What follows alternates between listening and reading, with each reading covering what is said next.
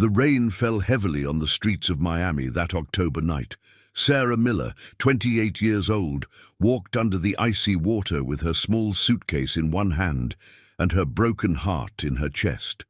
Her green eyes, normally bright like emeralds, were now red from the tears that mixed with the rain, soaking her fair skin. She had lost everything in a single afternoon. Her job at the accounting office, where she had worked for 5 years, had vanished when she discovered that her direct boss had been stealing money from the company and blaming her. The evidence was manipulated, the witnesses bought, and she, a woman of humble origins from Little Havana, did not have the resources to defend herself legally. "Ms. Miller," the CEO had told her that morning, "I regret to inform you that your services are no longer required. The evidence against you is overwhelming." Sarah had tried to explain, had pleaded, had shown her own meticulous records, but no one listened to her. It was easier to blame the humble girl than to admit that an executive had been stealing for years. Now, soaked to the bone, she headed to the only address she had, a domestic employment agency downtown. It was her last hope. Her savings barely covered 2 weeks of rent, and her family back home in Cuba couldn't help her. Her mother worked as a seamstress, earning just enough to survive, and her younger brother needed money for his studies. The agency was closed. A sign read, "Returning tomorrow at 8 a.m. Sarah sat on the sidewalk under the small awning that barely protected her from the rain. She took out her cell phone, with its battery almost dead, and dialed the number of her best friend, Maria. "Sorry, where are you? You sound terrible." "Maria, I lost my job. They accused me of something I didn't do. I'm on the street, without money, without anything." "What? How is that possible? You are the most honest person I know." "That doesn't matter when you don't have an important last name or money for expensive lawyers." Maria, who worked as a nurse in a private hospital, couldn't offer her much. Her own salary barely covered her living expenses. "Look, Sari, I have an idea. I know a lady, Mrs. Rodriguez, who works placing domestic staff in wealthy families' homes. I'll take you to her early tomorrow, okay?" Sarah nodded, even though Maria couldn't see her. "Thank you, Maria. I don't know what I would do without you. We are sisters, Sari. We will always be there for each other." That night, Sarah slept at Maria's place, on a small but comfortable sofa. She couldn't fall asleep until very late. Her mind kept going over everything she had lost: her stability, her reputation, her planned future. The next morning, Maria took her to see Mrs. Rodriguez, an older woman in her 60s, with silver hair and kind eyes. "Look, my dear," Mrs. Rodriguez said after hearing her story, "life sometimes throws very hard tests at us, but I have seen many women like you get ahead. I have a job that might interest you." "What is it?" "It's in a very big house in Palm Island. The gentleman needs a trustworthy housekeeper. The job includes general cleaning, some basic cooking, and house organization. The salary is good, better than average. But there is a condition." "What is it?" "The gentleman is difficult. He is very reserved, very strict with schedules, and doesn't like staff to talk much. Also, he is very young to have so much money, and that makes him distrustful." Sarah had no choice. She needed the job desperately. "I accept." "Very well. His name is Robert Hayes. He is 35 years old, a businessman, and lives alone in a huge mansion. You start tomorrow at 6 in the morning." When Sarah arrived at the indicated address the next day, she couldn't believe her eyes. The house was bigger than her entire neighborhood back in Cuba. Perfectly manicured gardens, a fountain in the center, and a facade that looked like it came out of a magazine. She rang the doorbell nervously. The door opened and a tall man appeared, approximately 35 years old, with black hair combed back and blue eyes so intense that for a moment they left her speechless. He wore an impeccable grey suit, even so early in the morning. "Sarah Miller?" he asked in a deep, serious voice. Yes, sir. That's me. I'm Robert Hayes. Come in. For the next hour, Robert showed her the entire house. It was immense. 8 bedrooms, 4 bathrooms, a kitchen the size of her old apartment, a library, an office, and a living room so large that a full orchestra could fit in it. The rules are simple, Robert told her without looking her in the eyes. Work in silence. Do not touch anything in my office. Do not ask personal questions. Your schedule is from 6 in the morning to 4 in the afternoon, Monday to Friday. You have weekends off unless there is an emergency. Understood, sir. One more thing. I work from home most days. When I'm in meetings, avoid making noise. When I have visitors, remain invisible. Yes, sir. Robert handed her a set of keys and headed towards his office. Before closing the door, he stopped. Ms. Miller, I hope this job works out for both of us. I've had several employees before, and none have lasted more than 2 months. May I ask why? Robert looked directly at her for the first time. His blue eyes seemed to pierce through her. Because I find fault in everything. I am too demanding, too cold, too complicated. But this job pays. Well, precisely because of that. And with those words, he closed his office door. Sarah was left alone in the hallway, with the keys in her hand and a strange feeling in her stomach. There was something in Robert's eyes that didn't match the coldness of his words. She had seen pain there, very deep, very well hidden. She started working. The house was beautiful, but it seemed empty. There were no family photos, no personal objects, nothing that spoke of Robert's life beyond work. The only books she found were about finance and business. Over the next 2 weeks, they established a routine.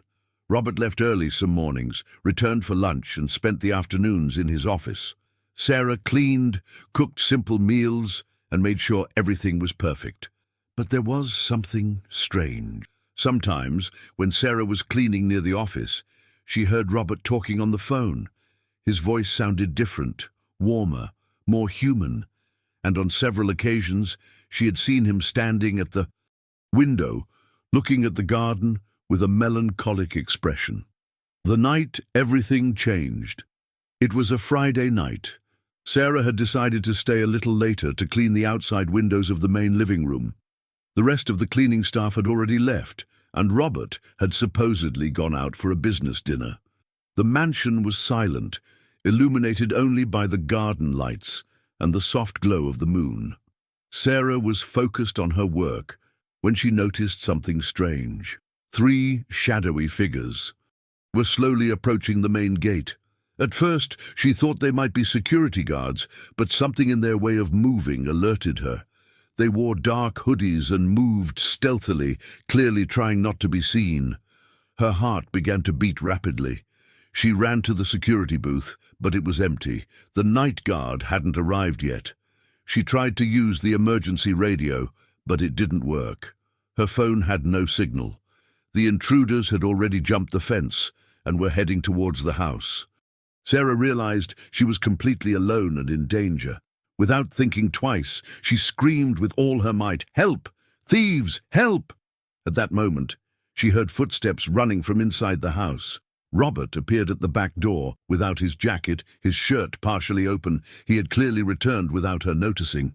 "What's wrong?" Robert yelled. "3 men jumped the fence. They're coming here."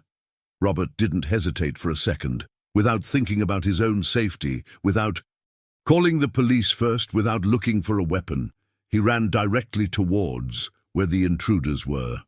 "Hey! This is private property!" Robert shouted, with an authority that Sarah had never heard in his voice. The 3 men stopped, surprised to encounter resistance. One of them, the tallest, took a step towards Robert threateningly. "Don't interfere, buddy. We just came for some things. No one has to get hurt. The only thing you're going to take from here is a beating if you don't leave." "Right now," Robert replied, placing himself protectively between the intruders and Sarah. "You and what army?" Another of the thieves scoffed. "Just me," Robert said with a determination that surprised even Sarah. What happened next was something Sarah would never forget. When one of the intruders pulled out something that looked like a knife, Robert didn't back down. Instead, he lunged forward with a force and bravery that seemed to come from the depths of his being. The fight was brief, but intense. Robert, despite being a businessman and having no combat training, fought like a man who was protecting the most valuable thing in the world. He punched, pushed, and yelled until the intruders, surprised by his fierce resistance, decided it wasn't worth the risk and fled. When it was all over, Robert was panting, his clothes torn and a small cut on his cheek. He immediately turned to Sarah. "Are you okay? Did they hurt you?" Sarah was trembling, not from fear of the thieves, but from emotion at what she had just witnessed. This man, who had always been cold and distant with her, had risked his life without hesitation to protect her. "I'm fine, sir, but you're bleeding." "It's nothing." Robert approached her and, without thinking, took her in his arms. "Are you sure you're okay?" For the first time since she had met him, Sarah saw something completely different in Robert's eyes. Not coldness, not distance, but genuine concern, tenderness, and something else she didn't dare. "A name." "Yes, I'm fine, but why did you do that?" "Do what?" "Risk your life for me. I'm just your housekeeper." Robert looked her directly in the eyes. At that moment, something changed forever between them. "No," he said softly. "You are not just anything. You are—" He stopped, as if he had realized he was about to say something he shouldn't.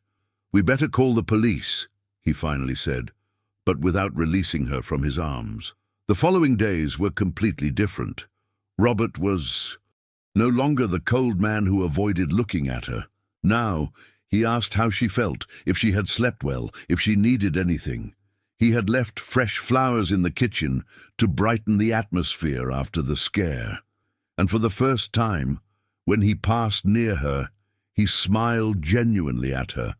Sarah realized that something had awakened in Robert that night.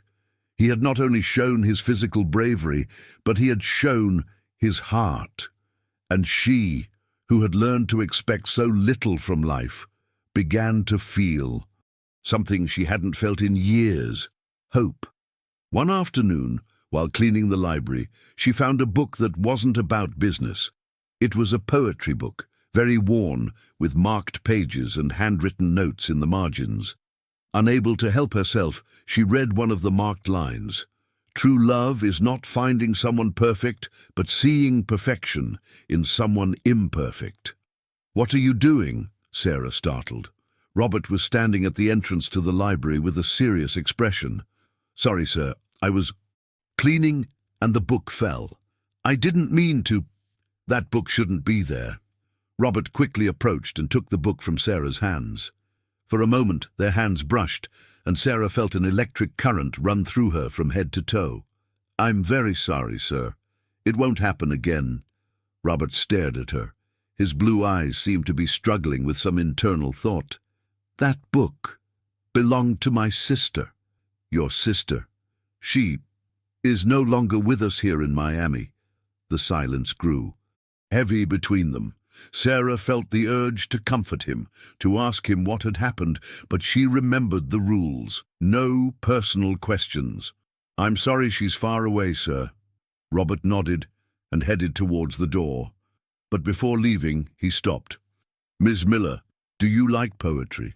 "Yes, sir, very much. My sister did too. She said poetry was the purest way to express what cannot be said with common words." And with that, he left, taking the book with him.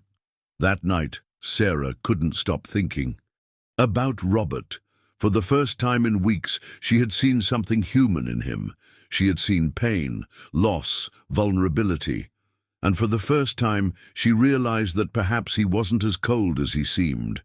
Maybe he was just protecting his heart from more pain. But something else intrigued her. The night of the thieves, Robert had shown a completely different side. Not just bravery, but a fierce protectiveness towards her. As if she were more than just an employee. As if she really mattered. Have you ever worked for someone who seemed impossible to understand? Have you ever been curious to know the story behind a sad look? Have you ever witnessed a moment where someone risked everything to protect you? Tell me in the comments from which city you are watching us, and if you've ever seen pain hidden behind a cold exterior. Don't forget to like this video and subscribe to find out how this story of hope and love continues. The following weeks were different. After the incident with the poetry book, something had shifted in the dynamic between Sarah and Robert. He was still reserved and formal, but he occasionally made small comments that revealed more of his personality. One morning, while Sarah was preparing breakfast, Robert came into the kitchen earlier than usual. "Good morning, Ms. Miller." "Good morning, Mr. Hayes." "The usual for breakfast?" "Yes, please." Robert sat at the small dining table adjacent to the kitchen. "May I ask you something?" Sarah was surprised. It was the first time he had initiated a personal conversation. "Of course, sir. How did you learn to cook so well? I've been working here for weeks, and this is the first time I've truly enjoyed meals at home." Sarah felt a strange warmth in her chest. It was the first compliment she had received from him. "My mother taught me. She says that cooking is a way of loving. When you put care into the food, people can feel it." Robert looked at her curiously. "Is your mother still alive?" "Yes, sir. She lives in a small town near here. She works as a seamstress." "And your father?" Sarah hesitated for a moment. "My father left us when I was 10 years old. Since then, my mother raised my brother and me alone." "I'm sorry to hear that." "Don't worry, sir. My mother is the strongest woman I know. She taught me that life sometimes throws difficult challenges at us, but there is always a reason to keep going." Robert nodded thoughtfully. "Your mother sounds like an extraordinary woman." "She is." That day, Robert didn't lock himself in his office immediately after breakfast. He stayed in the kitchen, drinking his coffee and looking out the window at the garden. "Ms. Miller, would you like us to change anything in the house? I mean, you spend more time here than I do. If there's anything that would make your work easier." "Actually, sir, there is something I would like to suggest." "What is it?" "The garden is beautiful, but the flowers on the east side are dying. I think they need more water and maybe some compost. If you allow me, I could take care of them." Robert frowned. "It's not necessary. A gardener comes every 2 weeks." "I know, sir, but plants need daily care, not just every 2 weeks. Besides, I like gardening. It relaxes me." "Do you know about plants?" "My grandmother had a beautiful garden. I spent many summers helping her. She said plants are like people. They need love, patience, and constant attention to bloom." Robert remained silent for a long moment. "All right, you can take care of the garden, but only if it doesn't interfere with your other responsibilities." "Of course, sir.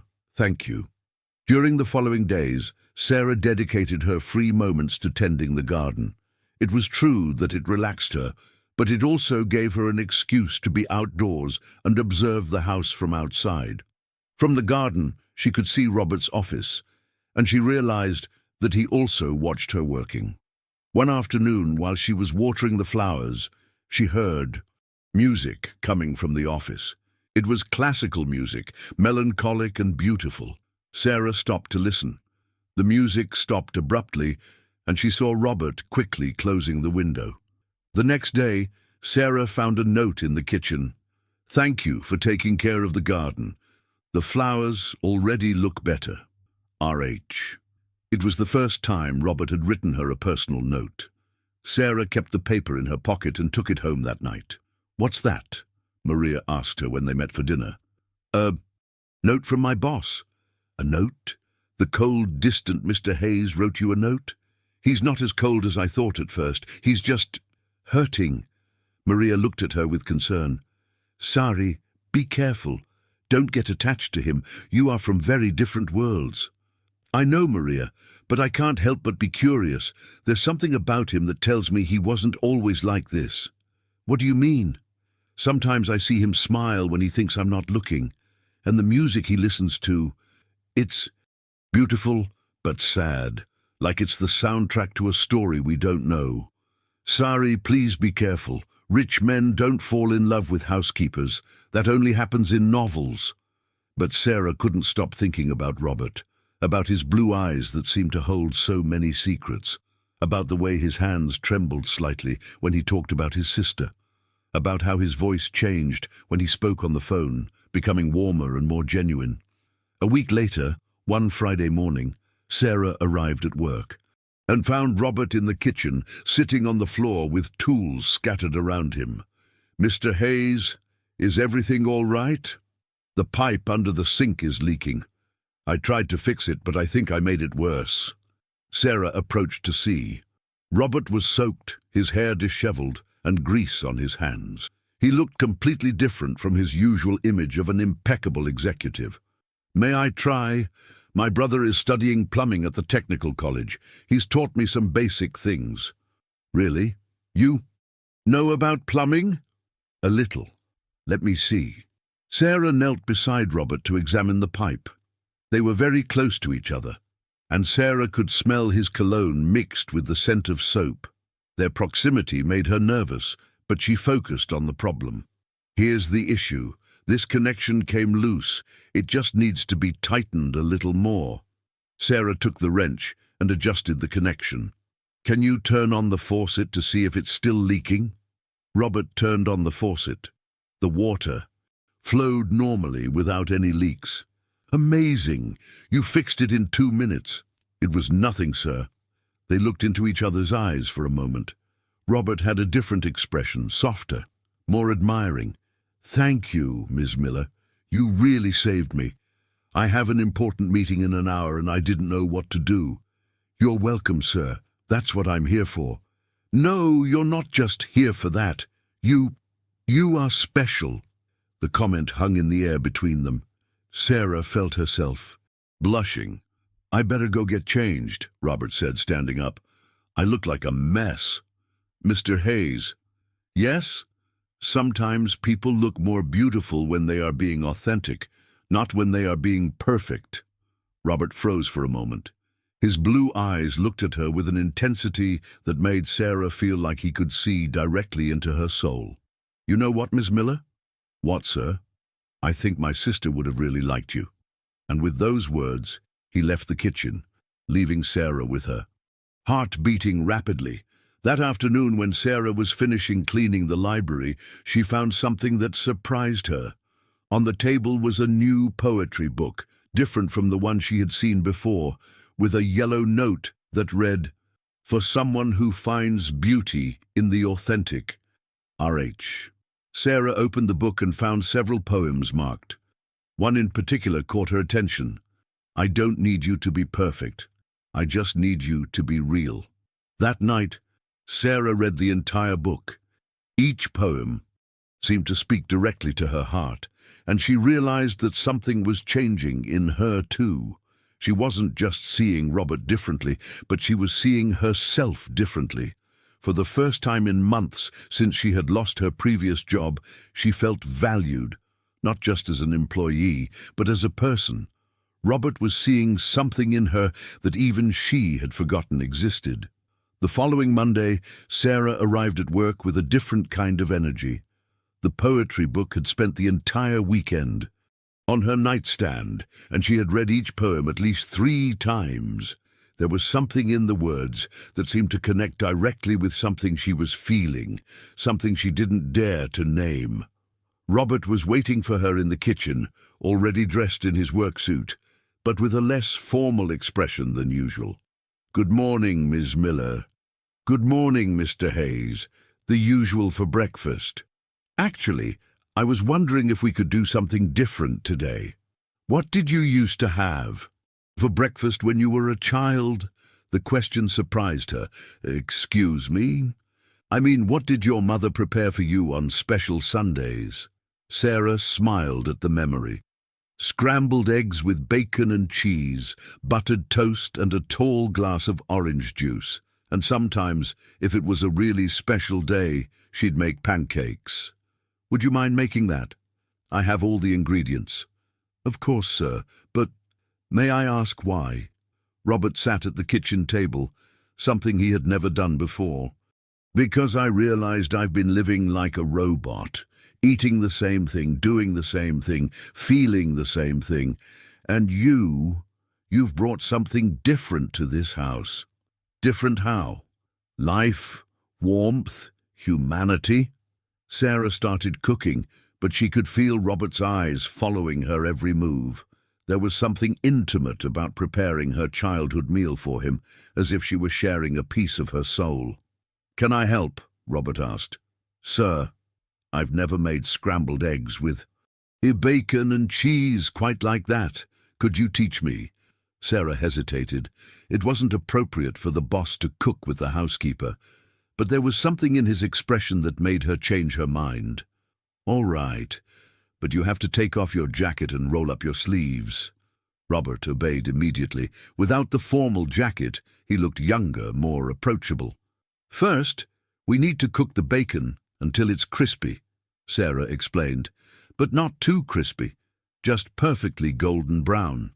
Robert followed her instructions carefully. Sarah had to lean in several times to guide his hands, and each time she did, she felt an electricity that ran through her completely. "Is this okay?" Robert asked, holding up the pan of bacon. "Perfect. Now we'll set that aside and start on the eggs." While they cooked together, they talked more than they had in all the previous months combined. "What was your sister like?" Sarah asked softly. Robert stopped for a moment. "She was pure light. 3 years younger than me. She always saw the good in everyone, even when our parents—" "What happened to your parents?" "They moved overseas when I was 25 for work. Lucy was 22. Since then, it was just the two of us here in Miami." "What happened to her?" Robert was silent for a long moment. "She went to study in Europe 3 years ago. She met someone there and decided to stay. We don't keep in much contact anymore, but I'm very sorry, sir. She made me promise her that I wouldn't close myself off from the world, that I would find a way to be happy again. But it's hard when the person you loved most in the world isn't around anymore." Sarah felt tears in her eyes. "You know what I think? I think she wouldn't want you to live like a ghost. I think she would want you to live with the same light she had." Robert looked directly at her. "How can you know that?" "Because it's what I would want for my brother if something separated me from him for a long time. I would want him to remember the good times we shared, not the sadness of the distance." They finished cooking in a comfortable silence. When they sat down to eat, Robert took the first bite and closed his eyes. "This is delicious. It tastes like home. Had it been a long time since you felt that way?" "Since before Lucy went to Europe. We used to cook together on Sundays. She was terrible in the kitchen, but she enjoyed trying." "What else did you used to do together?" "We went to the movies.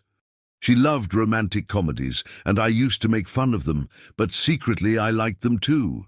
We used to walk in the park on Saturday mornings, and every year on her birthday I would write her a poem."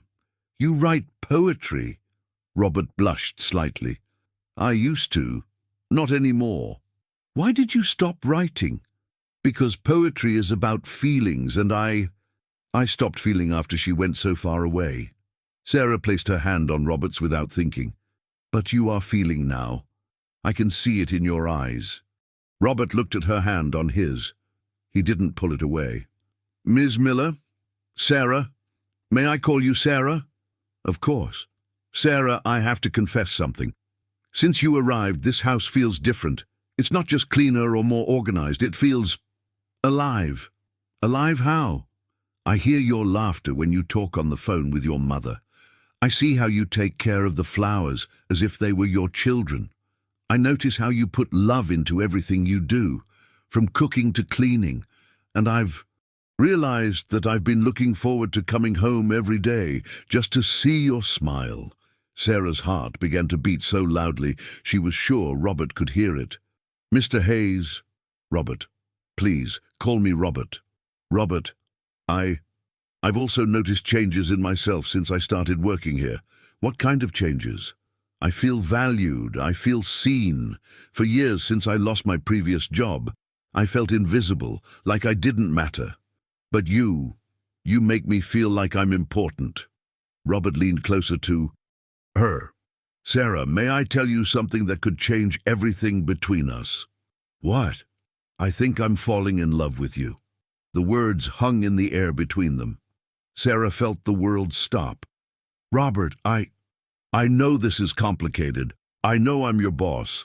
I know we're from different worlds, but I can't keep pretending I don't feel what I feel." "What do you feel?" "That you are the first person in 3 years who has made me want to be alive again. That when I see you taking care of the flowers, my heart races. That when you cook, the house fills with an aroma that reminds me what it's like to feel at home. That when you smile, it's like the sun coming out after a very long storm." Sarah felt tears in her eyes. "Robert, I feel something for you too, but I'm scared." "Scared of what?" "Of not being enough, of people thinking I'm a gold digger, of you realizing that I'm just a common woman without a college education, without money, without anything special to offer." Robert stood up and approached her. He took her face in his hands. "Sarah, can you listen to me? You are not common. You are extraordinary. You have a bigger heart than any bank account. You have a wisdom that is not learned in universities. You have a beauty that is not bought in expensive stores, and you have given me something I thought I had lost forever." "What?" "Hope." And at that moment Robert leaned down and kissed her. It was a soft, tender kiss, full of months of suppressed feelings. Sarah felt herself melting in his arms. When they parted, Robert rested his forehead against hers. "Sarah, would you like to try this with me? Would you like to see where it takes us?" "Yes," she whispered. "Yes, I would." Have you ever felt like someone gave you back hope when you had lost it? Have you ever experienced that moment when you know something is changing forever in your life? Share in the comments from which city you are watching us and tell us if you believe that true love can overcome social differences. Don't forget to like and subscribe to see how this beautiful story continues. The following days were like living in a dream for Sarah. Robert had completely changed. He was no longer the cold and distant man she had met months ago. Now he smiled frequently, looked for excuses to be near her, and had started working fewer hours to spend more time at home. They had established a new routine. Every morning they had breakfast together, sharing stories from their lives. Every afternoon after work, they walked through the garden that Sarah had transformed into a small paradise. And every night, before she went home, they sat in the library reading poetry together. "Read this one," Robert told her one afternoon, pointing to a poem in the book. "It's one I wrote for Lucy on her last birthday." Sarah read aloud. "Sister of my soul, light of my days, though dark clouds obscure the sky, your smile will always be my guide. In every sunrise, in every star, you will live forever in my heart." "It's beautiful, Robert. I can feel all the love you had for her. She told me it was the best gift I had ever given her. No jewels, no money, just words from the heart. Have you written again since then?" Robert smiled shyly. "Actually, yes. I've written a few verses about you." "Really? May I read them?" "They're terrible. I'm very rusty." "I don't care. I want to know what you feel through your words." Robert took a folded piece of paper out of his pocket. "You won't laugh. I promise." Sarah unfolded the paper and read, "You came like rain to the desert when I believed I would never bloom again. You brought color to my gray days, music to my silence, hope to my heart. You are the poetry I didn't know I needed." Sarah felt tears in her eyes. "Robert, this is lovely. I don't understand how you can say it's terrible. Because I can't find the right words to describe what I feel for you. Sometimes the simplest words are the most powerful." Robert approached her and took her hands. "Sarah, I want you to meet my world. I want to take you out to nice dinners, introduce you to my friends, show you that you are part of my life." Sarah felt a pang of anxiety. "Robert, I don't know if I'm ready for that." "Why?" Because your world is very different from mine. People are going to judge. They're going to think I'm after your money. I don't care what other people think. But I do care. I don't want to be the reason you lose friends or clients. Sarah, you are worth more than any friendship or business deal. Robert, I need time to think about this. It's all happening very quickly. That night, Sarah talked to Maria about what was happening. Are you telling me your millionaire boss kissed you and wrote you poems? Maria asked incredulously. Yes, and he wants us to be officially a couple. And what's the problem? What's the problem? Maria, I'm a housekeeper. He's a businessman. I live in a one-bedroom apartment. He lives in a mansion. I buy clothes at discount stores. He wears designer clothes. Sorry, but do you love him? Sarah was silent for a moment.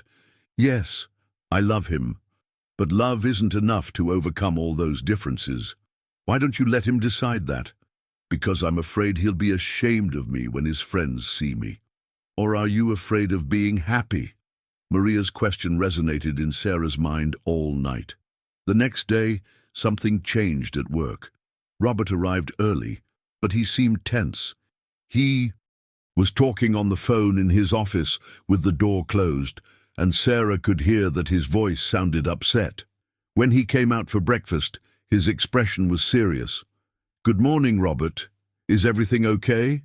Good morning. Yes, just work problems. But Sarah could see that something else was bothering him. During breakfast, he barely spoke, and he avoided looking her in the eyes. Robert, what's really going on? Robert sighed deeply. My business partner, David, is coming for lunch. Today, he wants to discuss some important contracts. And that's bad. Not exactly, but David is complicated, very traditional, very conservative. And if he finds out about you and me, what? It could complicate things in the business. Sarah felt like she had been slapped. I understand. No, Sarah, it's not what you think. What do I think, Robert? That I'm ashamed of our relationship. And aren't you? Robert stood up and walked towards her. Of course not. I'm proud of you. But David handles 60% of my investments.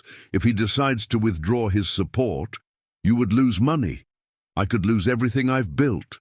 Sarah felt a deep sadness in her chest.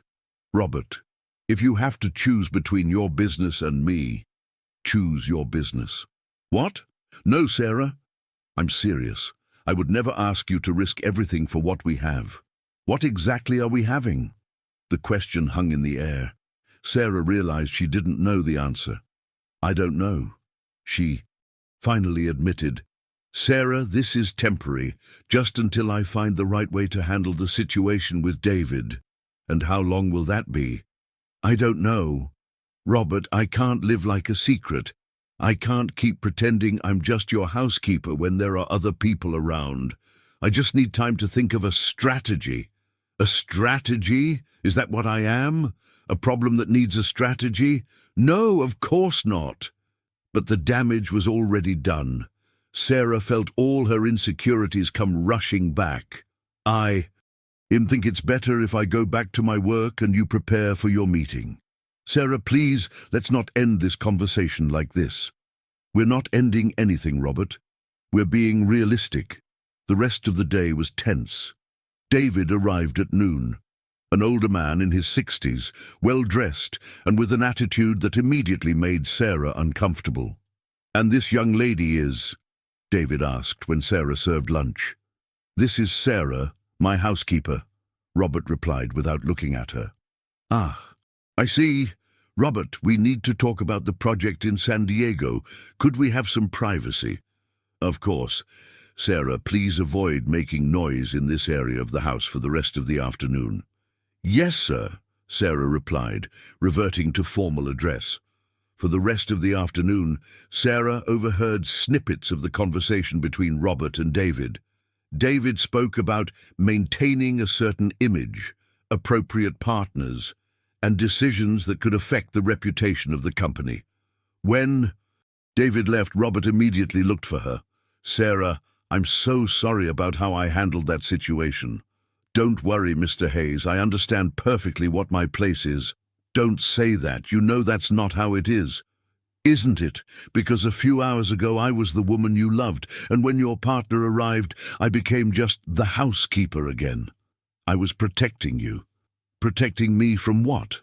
From the truth. From David. He's very conservative. If he had known we have a relationship, what would have happened, Robert? Would he have told you that you can't love whoever you want? It could have complicated everything. Then maybe everything is already complicated. Robert ran his hands through his hair in frustration. What do you want me to do, Sarah? Risk my entire financial future? I want you to decide what is more important to you. Why are you asking me to choose? Because a relationship where I have to be a secret is not a relationship. It's an affair. It's not an affair. I love you, but not enough to fight for us. Of course I do. Then show me. Robert was silent for a long moment. What exactly do you want me to do? I want you to be honest with me and with yourself about what you really want. What I want is to be with you, but in a way that doesn't destroy everything I've worked to build. And what if you can't have both? Then we'll find a way. Or you'll find an excuse? Their conversation was interrupted by Robert's phone. It was David. I have to answer this, he told Sarah, but this conversation isn't over. Sarah listened to Robert talking to David. His voice sounded tense, worried. After hanging up, he returned with an even more serious expression. What happened? Sarah asked. David asked some questions about you after he left. What kind of questions? He wanted to know how long you've worked here, where your family comes from if you're trustworthy. And what did you tell him?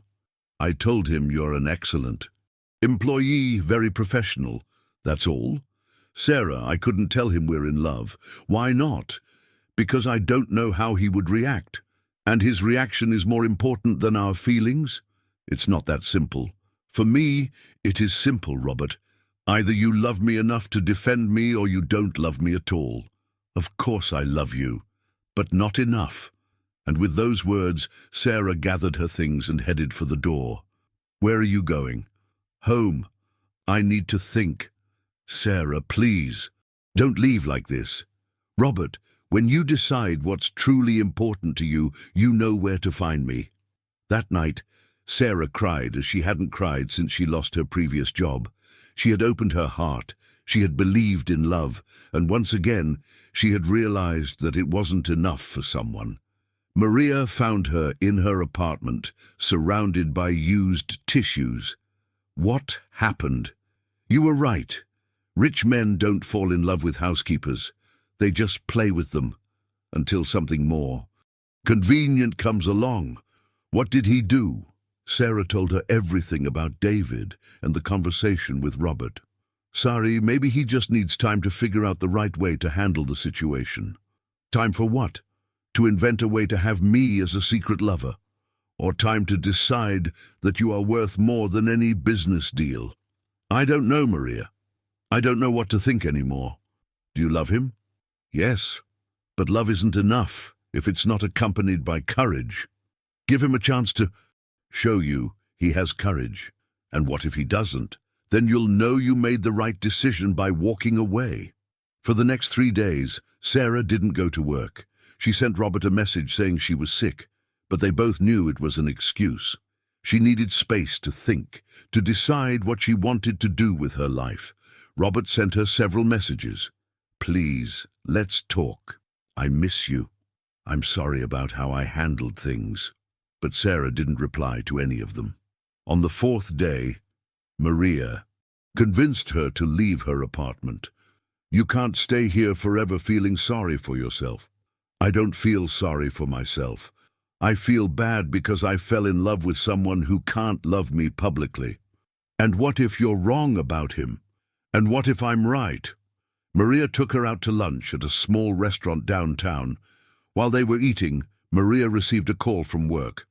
I have to go to the hospital. An emergency. Will you be okay? Yes, go ahead. I'll stay here for a little longer. After Maria left, Sarah ordered another coffee and sat there, watching people walk by on the street. She was so lost in her thoughts that she didn't realize someone had sat down at the next table until she heard a familiar voice. "Robert, I didn't expect to see you here." Sarah looked at the table next to her and saw Robert sitting with David. Her heart began to beat rapidly. She put on a baseball cap she had in her bag and tried to go unnoticed. "I needed to get out of the office," Robert replied, "and I wanted to talk to you about something important." "What is it?" "About what we talked about the other day, about maintaining a certain image." Sarah leaned slightly to hear better. "What about it?" "David, I've been thinking a lot, and I think it's time you knew something about me." "I'm listening." Robert took a deep breath. "I'm in love." "In love? That's excellent, Robert. With whom? Is it someone we know? One of the Martinez daughters? Or maybe from the Rodriguez family?" "No, David. It's not from any family you know." "Then who is it?" "It's my housekeeper." The silence that followed was so profound that Sarah could hear her own heart beating. "Your housekeeper?" David asked finally, with a voice that reflected complete shock. "Yes, her name is Sarah Miller. She is the most extraordinary woman I have ever met." "Robert, this must be a joke." "It's not a joke, David. I've never been more serious about anything in my life. Do you realize what this means? For your reputation, for our businesses. I realize that it means I'm finally happy again." Sarah felt tears in her eyes. She couldn't believe what she was hearing. "Robert, think about what you're saying. A housekeeper. Without education, without social standing, without money. What will our clients say? They will say that I found true love. They will say that you lost your mind." "Maybe I did, but I also found my heart." David stood up abruptly. "Robert, if you continue with this madness, I'm going to have to reconsider our partnership." "Then reconsider, David, because I'm not going to change my mind." "Are you willing to lose everything for a housekeeper?" "I'm willing to lose everything for the woman I love." "This is ridiculous. I'll give you a week to come to your senses." "I don't need a week. My decision has already been made." David left the restaurant visibly upset. Robert remained seated, his head in his hands. Sarah slowly stood up and approached his table. "Robert?" Robert lifted his head, and when he saw her, his eyes filled with surprise and relief. "Sarah, what are you doing here?" "I was having lunch when you arrived. I heard the whole conversation." "Everything. Everything. Is it true what you told David?" Robert stood up and took Sarah's hands. "Every word. I am so sorry about how I handled things the other day. You were right. If I can't defend you publicly, then I don't deserve you. What about your business? And David? There will be other partners. There will be other businesses, but there is only one Sarah." "Robert, I don't want you to lose everything for me." "I'm not losing anything. I'm gaining everything." They looked into each other's eyes for a long moment. Sarah could see that Robert had changed. There was a determination in his gaze that she hadn't seen before. "What happened? What made you change your mind?" "The last 3 days without you. I realized that all the businesses in the world are worth nothing if I don't have someone to share the success with. I realized that Lucy would be disappointed in me if I let go of love because of fear of what others might say. Your sister? The night after you left, I dreamed of her. She sent me an email from Europe. She told me she had been following my life from afar and was worried about me. She told me it was time to let go of the past and live again. And that was enough to make this decision. No, that was just the beginning. What really convinced me was realizing that I've been living to impress people who don't matter to me, while ignoring the only person who truly sees me for who I am." Sarah felt her eyes filling with tears. "Robert, I have something to confess too." "What?" "These 3 days away from you made me realize something important." "What?" "That I've been so used to being rejected that when someone finally chooses me, I don't know how to accept it." "What do you mean?" "I mean I was expecting you to hurt me, because that's what has always happened in my life. My father left us. My ex-boyfriend left me for someone better. My old boss blamed me for something I didn't do. I was so used to rejection that I didn't know how to handle being loved. And now? Now I want to try. I want to believe that I deserve to be loved. I want to believe that we can make this work. Robert took her in his arms and twirled her around. So is that a yes? It's a yes. To what exactly are you saying yes? To trying a real relationship. With you. No secrets, no hiding, no being ashamed of who I am. Sarah, there's something else you need to know. What? David wasn't just my business partner. He was my only major partner. Without him, I'm going to have to start my business almost from scratch. And that scares you? It terrifies me. But what terrified me more was losing you. Robert, I don't have any money to help you rebuild your business. I don't need your money, Sarah. I need your support. I need you to believe in me. I need you by my side while I figure out how to move forward. I will always be by your side. Even if we lose the big house, even if we have to live more modestly.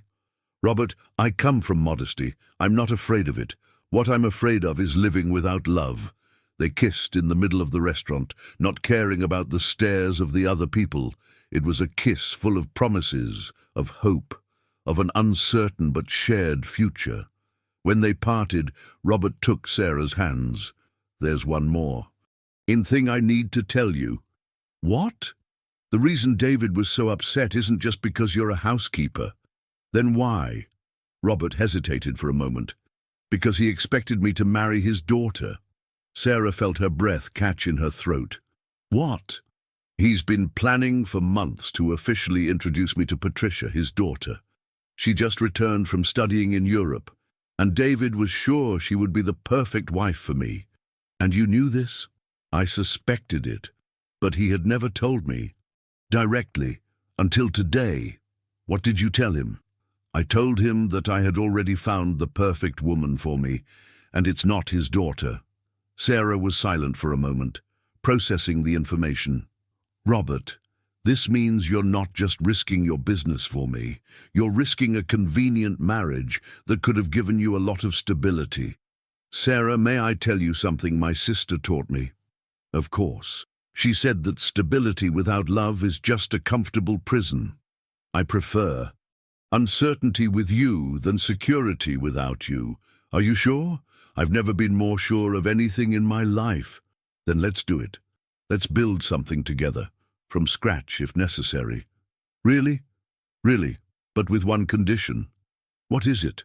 That you don't treat me like I'm fragile. I'm stronger than you think. I've survived difficult things before, and I can do it again. And can you survive being loved completely? That's going to be the hardest part of all. But I'm willing to try. They took each other's hands and left the restaurant together, not knowing exactly what the future held, but sure that they would face it together. The following months were an emotional roller coaster for Robert and Sarah. As David had promised, he withdrew all his financial support from Robert's business.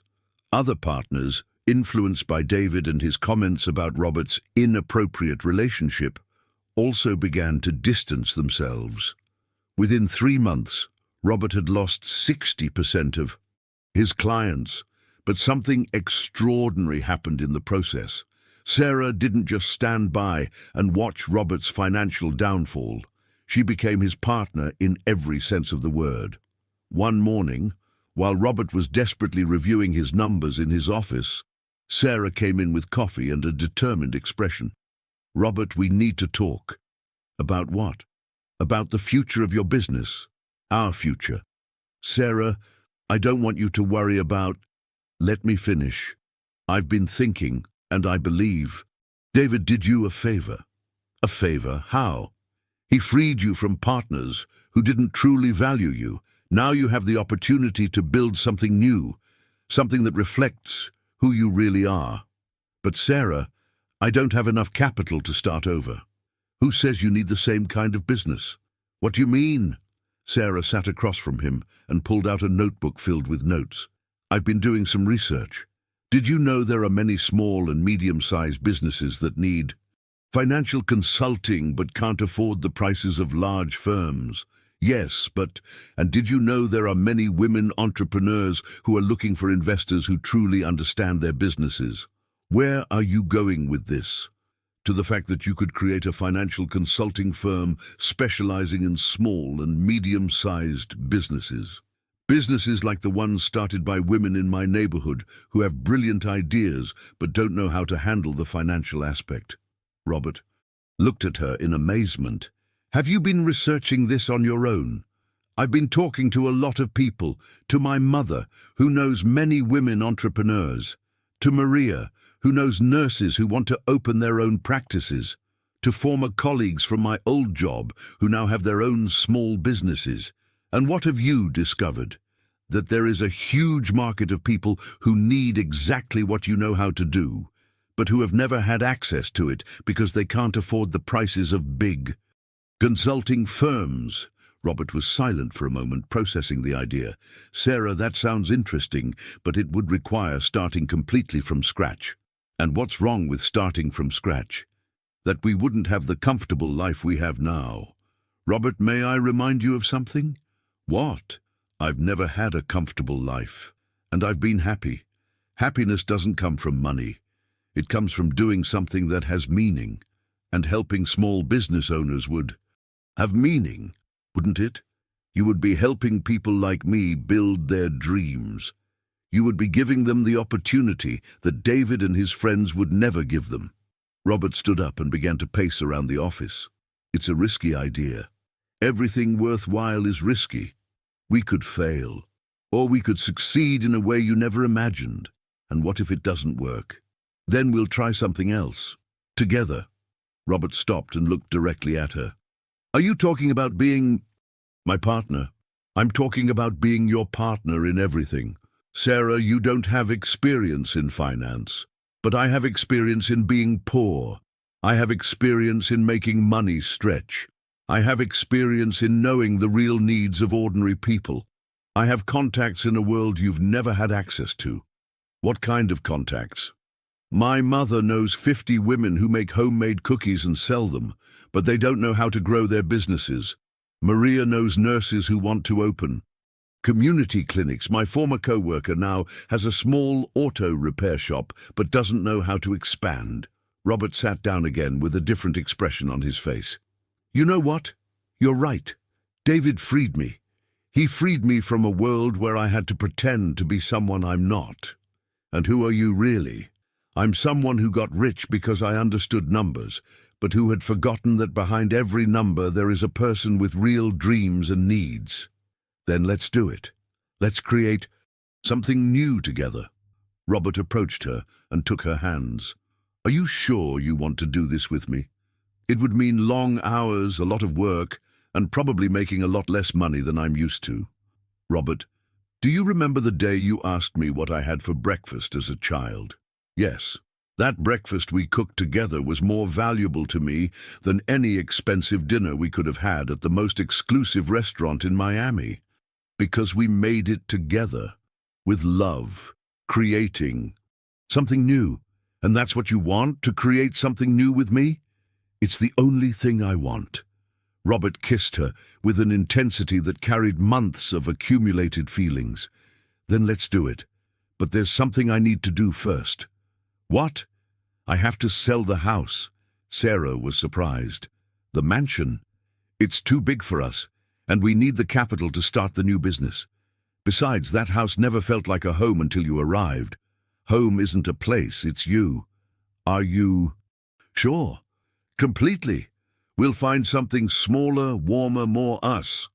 The next few months were intense. Robert put the mansion up for sale and began to liquidate his non-essential assets. Meanwhile, he and Sarah worked day and night developing the business plan for their new consulting firm. Sarah proved to have a natural talent for understanding the needs of small business owners. She visited local markets, talked to street vendors, and met with women who had small businesses operating from their homes. And she always came back with ideas and contacts. Did you know that Mrs. Rodriguez at the farmer's market has been selling empanadas for 20 years and has never kept a record of her profits? She told Robert one afternoon. And how does she know if she's making money? By intuition, but she's missing growth opportunities because she doesn't understand her own numbers. Would she be willing to pay for consulting? I already asked her. She says if we charge her what she can afford, instead of what she should pay, she would be delighted. That's how Hope Financial, Robert and Sarah's new company, was born. Their philosophy was simple: to make financial consulting accessible to those who needed it most. Their first client was precisely Mrs. Rodriguez from the market. Robert helped her organize her finances, taught her how to keep basic records, and helped her obtain a small loan to expand her business. Within 6 months, Mrs. Rodriguez had doubled her profits and hired 2 employees.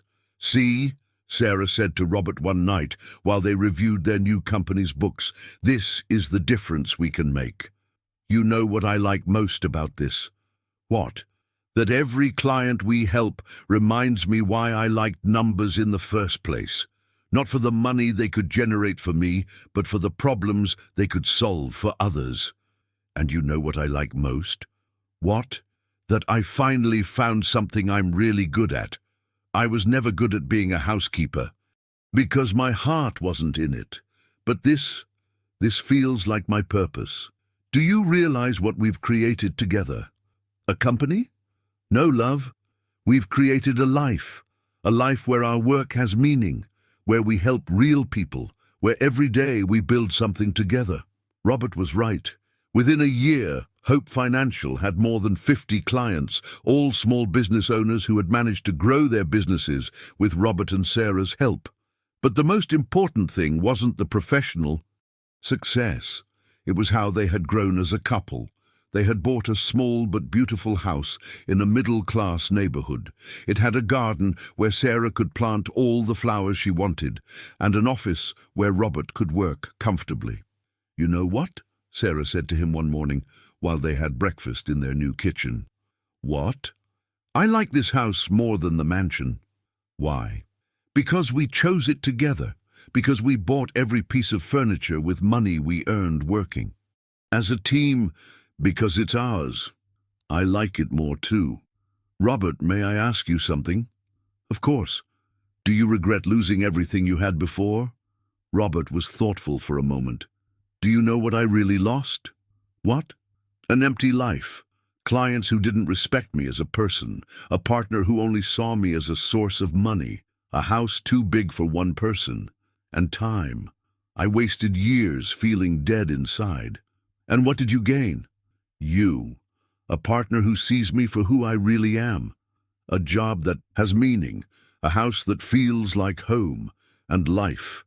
I gained years of real life, authentic life. And is that enough? It's everything I need. That afternoon, while they were walking through the garden they had planted together, Robert suddenly stopped.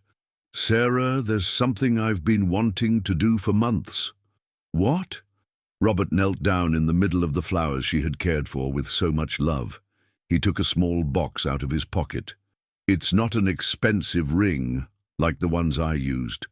To buy when I had a lot of money. It's a simple ring, but real like our love. Sarah felt her eyes fill with tears. Sarah Miller, will you marry me? Will you continue building this life together?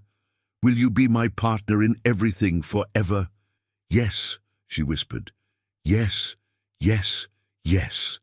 Robert stood up and kissed her, twirling her around amidst the flowers they had planted together. You know what the most beautiful thing about all this is? Sarah said to him when they parted. What? That you're not asking me to change. You're not asking me to be someone different. You're asking me to be exactly who I am.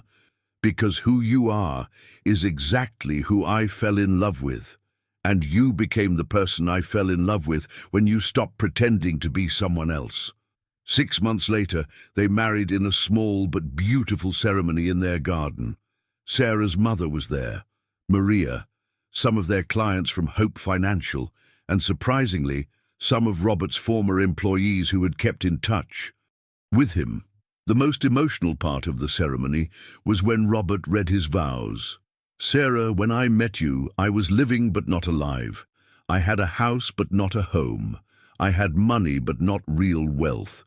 You taught me that true wealth is having someone who loves you for who you are, not for what you have. You taught me that real success is making a difference in the lives of others.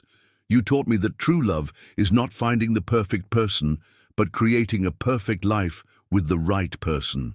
Sarah replied with her own vows. Robert, when I met you, I believed I didn't deserve to be loved completely. I believed I would always have to settle for less. You taught me that I deserve a love that doesn't hide me, that celebrates me, that encourages me to be the best version of myself. You taught me that I can be strong and vulnerable at the same time. You taught me that true love is when two people help each other become who they were meant to be. After the ceremony, while they danced their first song as husband and wife, Robert whispered in her ear, "You know what I think Lucy would say if she were here?" "What?" "That I finally found a way to live with the same light she had." "And you know what I think my father would say if he came back?" "What?" "That he missed out on knowing the extraordinary woman I became without him." "And you know what I think?" "What?" "That everything we went through, all the pain, all the loss, all the fear, brought us exactly where we needed to be." "What do you mean?" "I mean that if you hadn't lost your job, you would have never come to my house.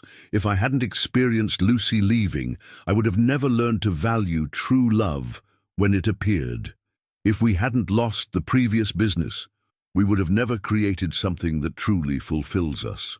"Do you think pain can be a gift?" "I think pain can be the path to something better, if we have the courage to go through it, instead of staying trapped in it." 2 years later, Hope Financial had grown so much that they needed to hire more consultants, but they maintained their original philosophy to make financial consulting accessible to those who needed it most. Sarah had developed a special program for women entrepreneurs, where she not only taught them about finance, but also about self-esteem and leadership.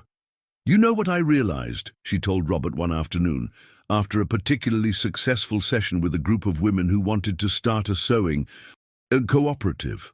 "What?" "That my story of having lost my job for being falsely accused wasn't a tragedy. It was a preparation." "Preparation for what?" "To understand exactly what the women who come to our workshops feel. The shame, the fear, the feeling of not being good enough. I can help them because I've been where they are." "And where are you now?" "I'm where I was always meant to be. I just didn't know it." That night, as they prepared to sleep in their house filled with plants, photos of their successful clients, and memories of the life they had built together, Sarah reflected on everything that had changed. "Robert, may I tell you something?" "Always. When I was a child, I used to believe in fairy tales. Then, when I grew up and life got hard, I stopped believing in them. And now I know that fairy tales are real. They just don't look the way I thought they would." "How do they look?" "They look like two imperfect people who help each other become better. They look like finding purpose instead of just finding money. They look like building something from scratch and being proud of every step of the process." "And do they look like us?" "They look exactly like us." Robert hugged her and kissed her softly. "Then let's live happily ever after." "We already are," Sarah whispered. "We already are."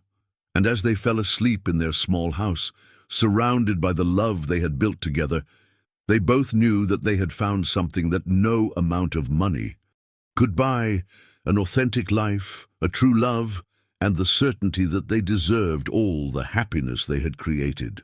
Have you ever experienced that transformation, where you lose something you thought was important only to gain something much more valuable? Do you believe that sometimes the most painful losses lead us to our true destiny? Tell us in the comments from which city you are watching us, and share if love has ever helped you become a better version of yourself. And if this story touched your heart, Don't forget to like it, subscribe to our channel for more stories of love and hope, and share in the comments what other stories you would like us to tell. Do you prefer stories of second chances, romances that defy social differences, or maybe stories of women who find their inner strength? Your opinion helps us create the content you really want to see. 5 years after their wedding, Sarah and Robert's life had taken on dimensions they never imagined. Hope Financial had become one of the most respected consulting firms for small and medium-sized businesses throughout Florida, but its true achievement wasn't measured in numbers, but in the lives they had transformed. One spring morning, Sarah woke up feeling different. There was something in the air, a special energy she couldn't explain. Robert was already awake, looking out the window at the garden that had now become a small orchard where they grew their own vegetables. "Good morning, my love," Robert said, turning to her with that smile that still made her heart race. "Did you sleep well?" "Robert, I have to tell you something important." The seriousness in her voice made Robert sit up immediately. "Is everything all right?" Sarah took his hands and placed them on her belly. "We're going to be parents." The silence that followed was beautiful. Robert looked at her with tears in his eyes, then looked at his hands on Sarah's belly, and finally looked back into her eyes. "Really? Really? I went to the doctor. Yesterday, I'm 6 weeks pregnant." Robert hugged her with infinite tenderness, as if she were made of glass. "I can't believe it. A baby, our baby. Are you happy?" "Sarah, I'm the happiest man in the world, but I'm also terrified." "Terrified of what?" "Of not being a good father, of not knowing how to do this." Sarah caressed his face. "Robert, do you remember what you told me when we started the business?" "What?" "That everything worthwhile is scary at first, and look at everything we've achieved together." "You're right. If we could build a life from scratch, we can learn to be parents. Besides, you already have practice taking care of delicate things."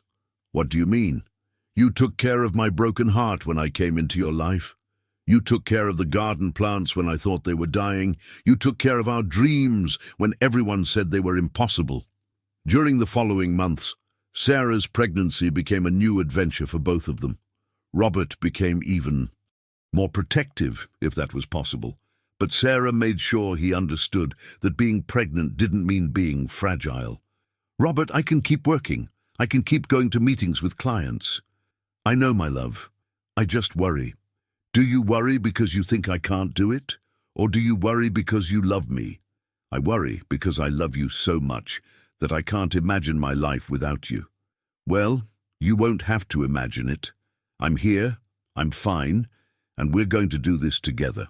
One afternoon, while they were organizing what would be the baby's room, Robert found something unexpected in an old box. It was Lucy's poetry book, the same one Sarah had found years ago when they barely knew each other. "Look what I found," he told Sarah, showing her the book. "Your sister's book." "Yes, but look at this." Robert opened the book to a specific page. "There's a poem here I had never noticed before."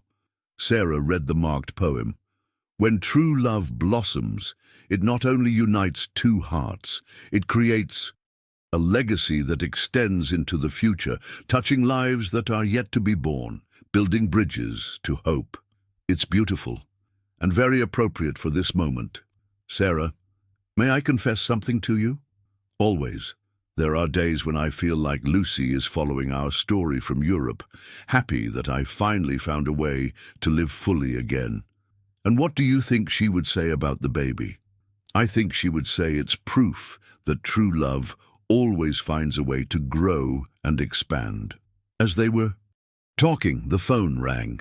It was Maria, who now worked as the coordinator of the Women Entrepreneurs program at Hope Financial.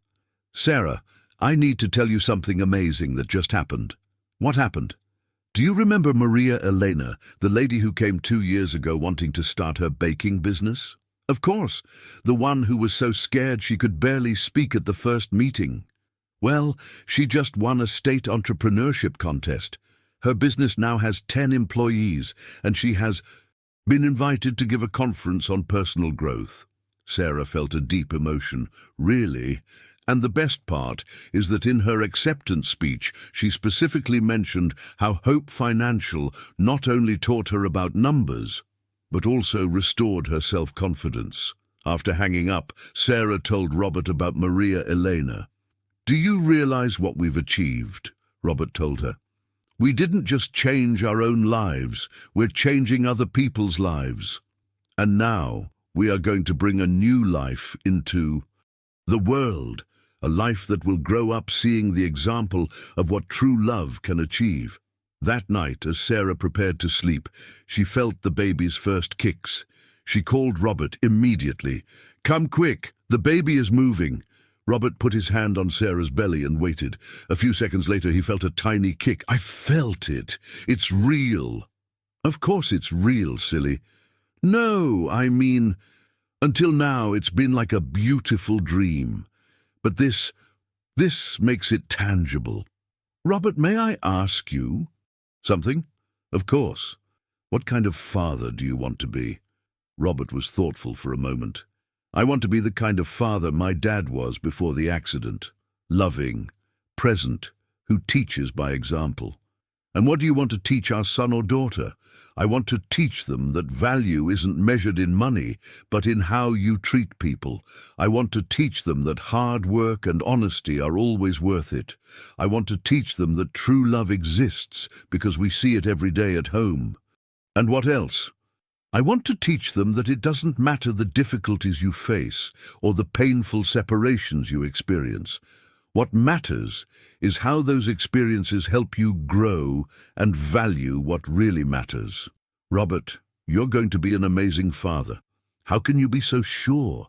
"Because I've already seen how you take care of the things you love, and because you've had the best teacher." "Who?" "Your sister. Everything she taught you about love, kindness, and living authentically, you are going to pass on to our child." The following months passed in a mix of exciting preparations and intense work. Hope Financial had received a proposal to expand to other states, but Robert and Sarah decided to keep the business at a size that allowed them to continue having personal contact with each client. "We don't want to grow just for the sake of growing," Sarah explained in an interview for a business magazine. "We want to grow in a way that allows us to maintain our original mission, to make every person feel seen, valued, and capable of achieving their dreams." One afternoon, while Sarah was in her 8th month of pregnancy, they received an unexpected visitor. It was David, Robert's former business partner. "Hello, Robert," David said, standing at the door of their house. "I hope you don't mind that I came without notice." Robert looked at Sarah, who nodded. "Come in, David. What brings you here?" David came in and looked around the small but warm house. His eyes stopped on Sarah, noticeably pregnant, and then on the photos of successful clients that decorated the walls. "I've been following what you've been doing with your new company," David said, "and I must admit that I was wrong about many things." "What do you mean?" Robert asked. "I mean, I thought you had lost your mind when you chose love over money. But now I see that you found something I have never had." "What?" "Real purpose, genuine happiness, a legacy worth leaving." Sarah approached David. "May I ask you what made you change your mind?" "My daughter Patricia divorced 6 months ago. Her marriage, which I thought would be perfect because they both came from appropriate families, turned out to be a disaster. He cheated on her, treated her like an object, and she realized she had married for the wrong reasons." "I'm sorry to hear that," Robert said sincerely. "When Patricia told me why she was getting divorced, she said something that struck me.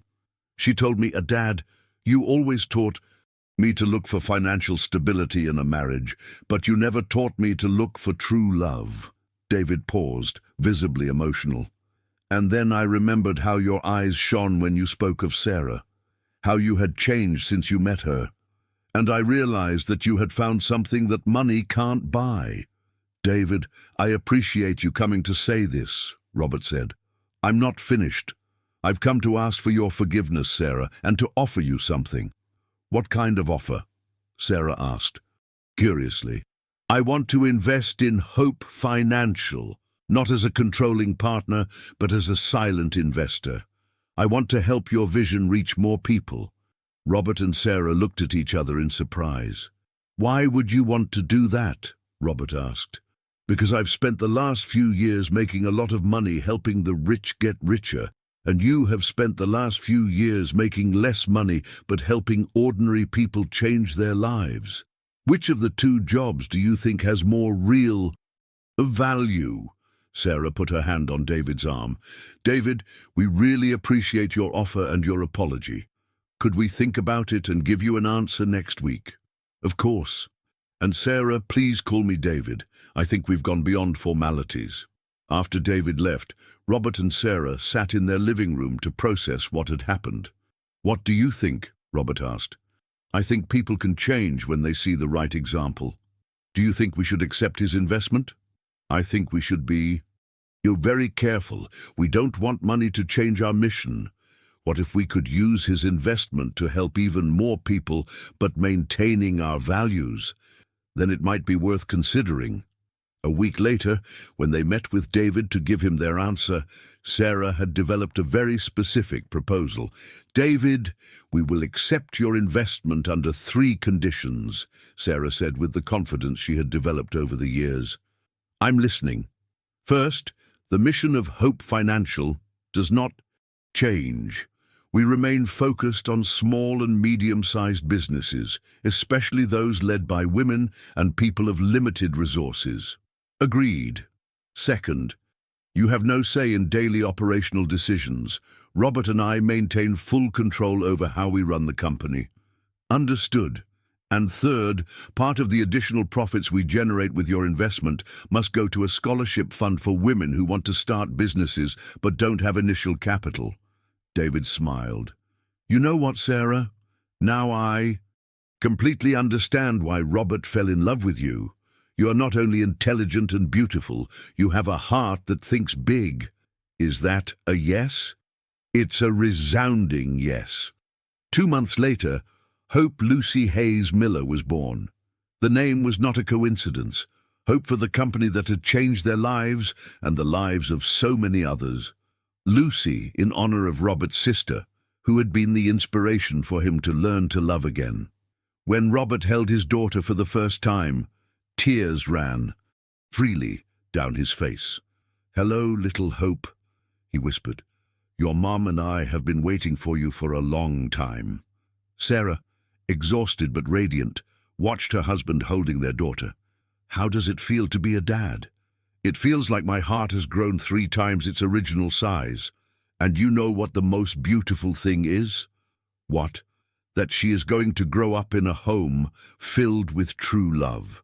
She is going to grow up seeing that work can have purpose.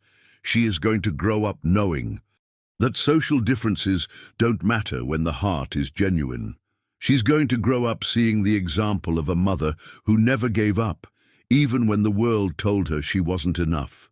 And she's going to grow up seeing the example of a father who had the courage to choose love over social conventions. That night, while Sarah rested and little Hope slept in her crib, Robert sat down to write. It was something he had been planning for months, a letter for his daughter, which she would read when she was older. My dear Hope, he wrote, when you read this letter, I hope you understand why we gave you this name. Hope is not just a pretty word. It is what your mother gave me back when I believed I had lost the ability to love. It is what we give our clients when they believe their dreams are impossible. And it is what you represent for us, the promise that true love always finds a way to grow and multiply. Robert continued writing until very late, capturing on paper all the lessons he had learned about love, work, family, and life. It was his gift to his daughter, a navigation map for an authentic and full life. The next day, when Sarah read the letter, she cried with emotion. Robert, this is beautiful. But you know what? What? I think we should write a book together. A book about our story, about how true love can transform not only 2 lives, but all the lives that those two people touch. Do you think people would be interested in our story? I think there are many people out there who need to hear that it is possible to find true love, that it is possible to rebuild your life from scratch, that it is possible to create work that has meaning. And what would the book be called? Hope Financial, When the Heart Dares to Dream.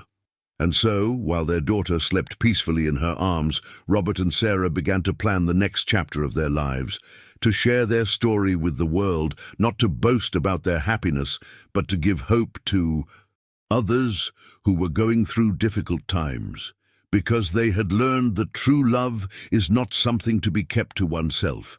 It is something that is shared, multiplied, and becomes a light for others who are looking for their way to authentic happiness. 5 years later, the book had become a bestseller. Hope Financial had helped more than 1,000 small business owners grow, and little Hope had grown up surrounded by the example that true love, combined with hard work and solid values, can create everyday miracles. And when people asked them what was the secret to their success, Robert and Sarah always gave the same answer. There are no secrets. Just the daily decision to choose love over fear, authenticity over appearances, and purpose over money. Do you believe that true love can truly create a legacy that transcends generations? Have you seen in your own life how a courageous decision can change not only your destiny, but that of many more people? Tell us in the comments from which city you are watching us, and share if you have ever made a decision that changed your life forever. Don't forget to like, subscribe, and tell us what other stories of love and overcoming challenges you would like us to tell. Your story could be the next one to inspire thousands of people.